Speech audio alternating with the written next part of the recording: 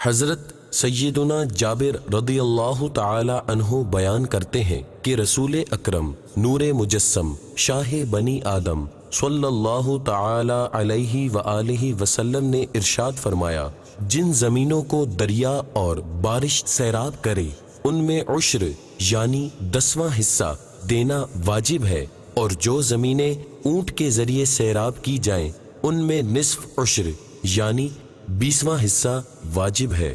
آپ اس مدنی پھول کو دعوت اسلامی کے اشاعتی ادارے مکتبۃ المدینہ کے مطبوعہ رسالے عشر کے احکام صفحہ 15 سے پڑھ کر مستفیض ہو سکتے ہیں۔ آپ اس رسالے کو دعوت اسلامی کی ویب سائٹ www.dawatislami.net سے ڈاؤن لوڈ کر سکتے ہیں۔ آج ہی اس رسالے کو مکتبۃ المدینہ کی مختلف شاخوں سے طلب کیجیے۔ نیز شادی غمی کی تقریبات، اجتماعات، اعراس اور اجتماعات میلاد وغیرہ میں مکتبۃ المدینہ کے شائع کردہ رسائل تقسیم کر کے ثواب کا ڈھیروں خزانہ حاصل کیجیے۔